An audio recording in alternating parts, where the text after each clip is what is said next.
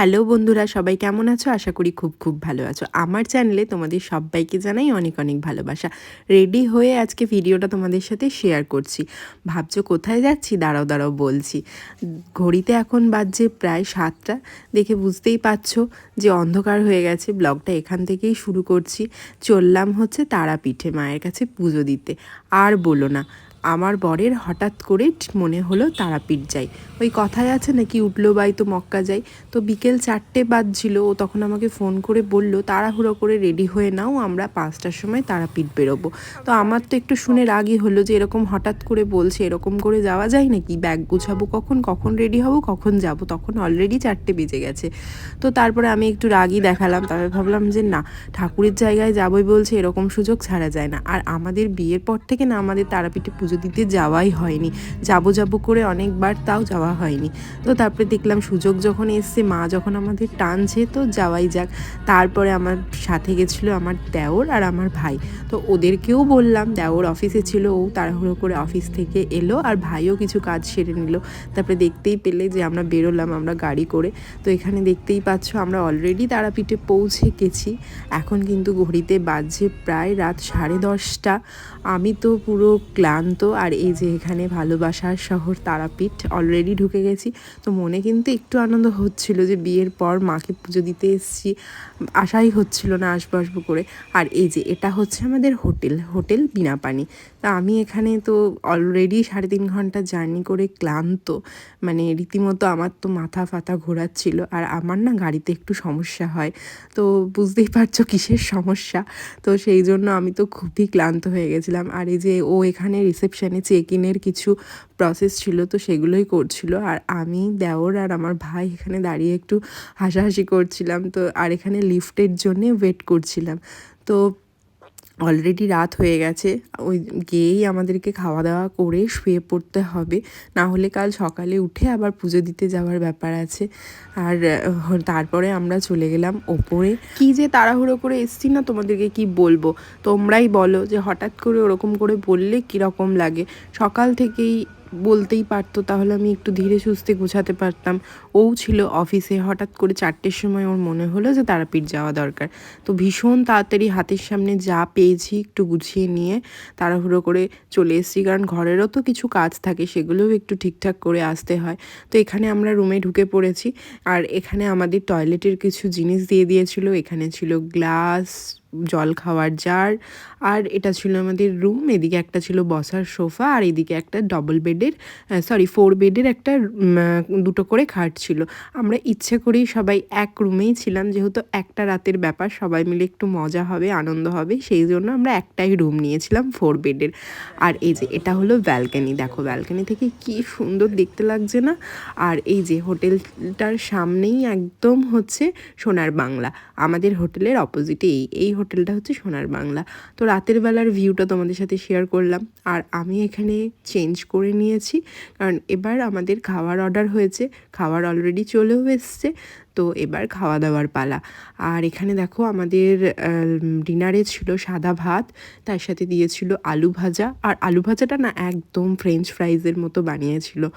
আর তার সাথে ছিল আলু পোস্ত আর ডিমের অমলেট। আমি যদিও ডিমের অমলেট খাইনি, সেদিনকে মঙ্গলবার ছিল, তো তাই জন্য আমি ডিমের অমলেট খাইনি।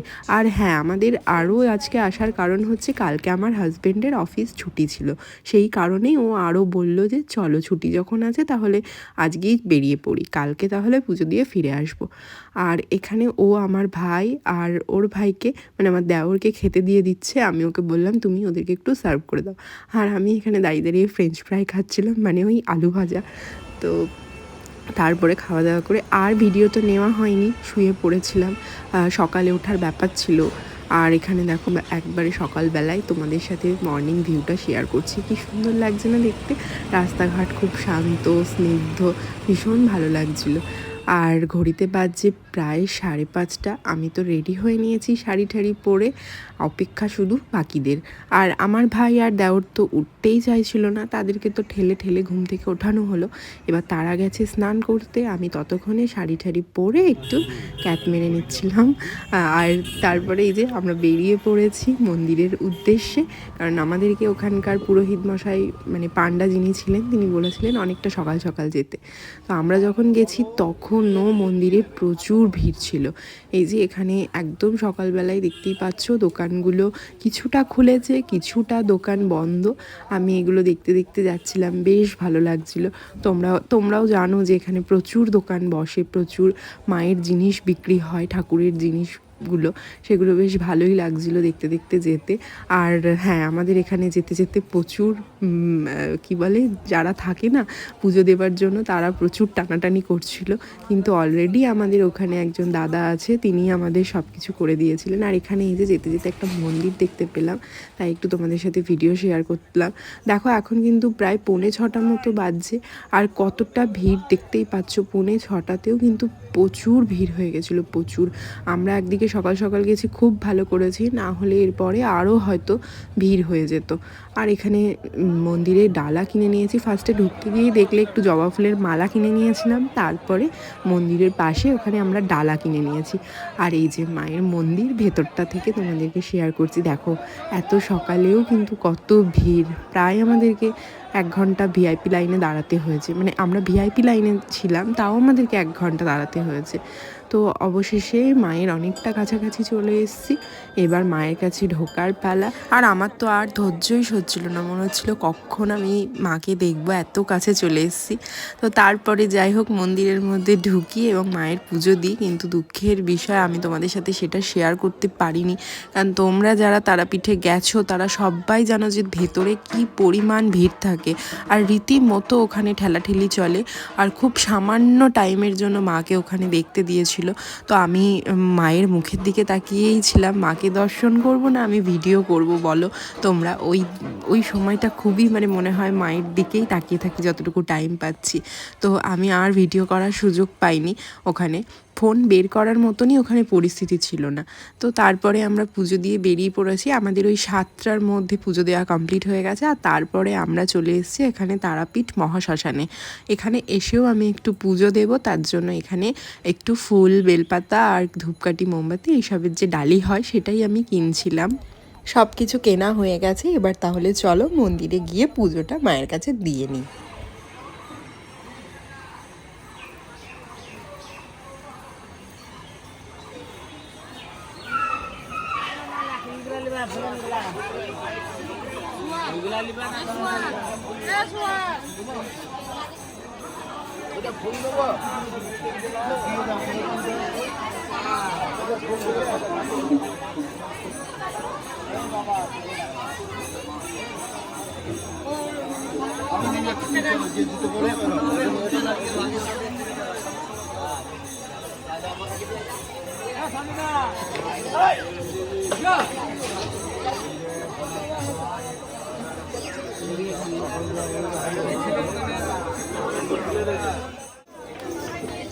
আর ওইদিকে কি সুন্দর সবাই গান বাজনা করছিল, কি ভালো লাগছিল দেখতে, তোমাদেরকে কি বলবো। এত সুন্দর সকাল সকাল না, মনটা অটোমেটিক ভালো হয়ে গেল।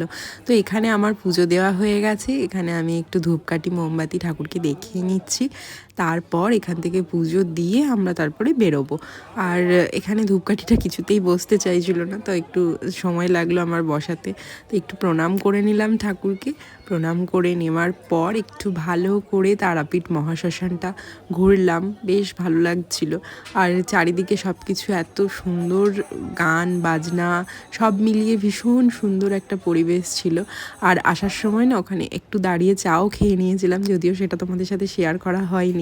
আর তারপরে এখানে হোটেলের রুমে চলে এসেছি, রুমে এসেও আমি আবার একটু চা খেয়ে নিলাম। আর চা খাওয়ার পর এখানে আমাদের ব্রেকফাস্ট চলে এসছে, আলুর পরোটা, তার সাথে ছিল চিলি পনির আর দিয়েছিল থাকলে একটু আচার। ব্রেকফাস্ট করার পরে আমরা এখানে বাড়ি ফেরার উদ্দেশ্যে বেরিয়ে পড়লাম, কেননা না বেরোলে এরপরে বাড়ি পৌঁছাতে এখনও 2-3 ঘন্টা লাগবে আমাদের। তো সেই জন্য এখন ঘড়িতে প্রায় বাজছে 12:30 1টা। আর পুজো যেহেতু দেওয়া হয়ে গেছে তাই আর দেরি করলাম না, বেরিয়ে পড়লাম। আর এখানে আমার বর কিছু চেক আউটের কিছু প্রসেস ছিল, ও সেগুলোই করছিল, তাই আমি এখানে একটু বাইরে দাঁড়িয়েছিলাম। আর আজকের ওয়েদারটা না ভীষণ ভালো ছিল, এত গরম কিন্তু তাও ওয়েদারটা বেশ মেঘলা ছিল, আকাশটা এত সুন্দর দেখতে লাগছিল, তাই তোমাদের সাথে একটু শেয়ার করলাম। তাহলে চলো এই সুন্দর মনোরম দৃশ্য উপভোগ করতে করতে আমরাও বাড়ি ফিরি, আর আসবো আবার নতুন ভিডিও নিয়ে। ততক্ষণ তোমরা সবাই ভালো থেকো, সুস্থ থেকো। আর আমার ভিডিওগুলো যদি তোমাদের ভালো লাগে তাহলে অবশ্যই আমার চ্যানেলটাকে একটু লাইক, কমেন্ট আর সাবস্ক্রাইব করে দিও। তাহলে চলো, দেখা হচ্ছে নেক্সট ভিডিওতে। টাটা।